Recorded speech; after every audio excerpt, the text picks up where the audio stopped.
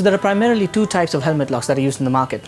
One is a double D-ring and the other is a micro-lock. Now, there's a lot of confusion in the market when it comes to buying these helmets, especially with customers who do not know which one is the better one for them.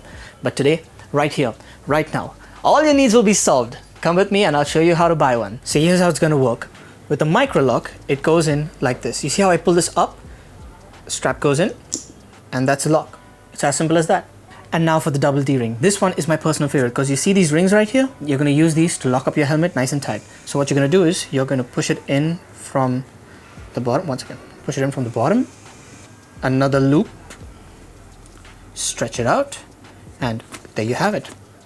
This is your lock. So the double D is the safest and the most secure option. It is compulsory in racing helmets because honestly, it stays tight and it doesn't let your helmet wobble. The only issue is that it's hard for beginner riders to take it off, but honestly, the more you use it, the more comfortable you get with it. And it's not really convenient in city use, which is why people tend to avoid it and go for the micro-lock. The micro-lock is also a safe option. It may not be as safe as double D-ring, but it is safe nonetheless. It may break on very high impacts, but the upside to this helmet is that it's easy to remove and it's hassle-free.